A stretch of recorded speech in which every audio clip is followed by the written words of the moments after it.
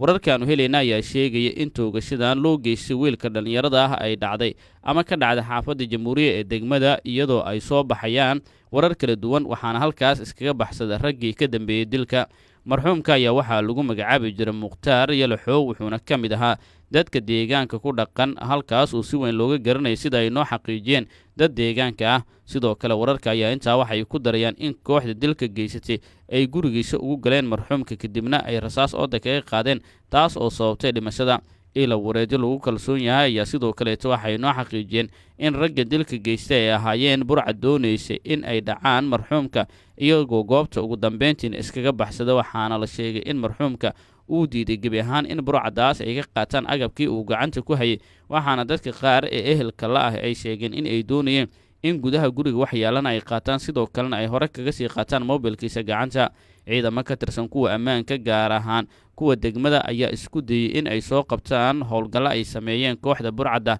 laakiin weli maysan ku guulaysan inay gacanta ku soo dhigaan degmada kaaraan ayaa ka mid a degmooyinka ugu badan ee xilliyada habeenkii ah ay ka dhacaan falalka amni darro gaar ahaan dhaca loo geysanaya dadka shacabka qaarkoodna xilliyada qaar kooxuhu ay dilaan si kastaba haatee arrintan ayaa ku soo aadaysa iyadoo haatan dowladda soomaaliya ay ku jirto xaalad kala guura iyo arrimaha doorashooyinka islamarkaana ciidamada dowladda soomaaliya xilligan ay maareynayaan kooxaha dhibaatada ka geysta magaalada muqdisho kuwaas oo noqday kuwa soo laalaabta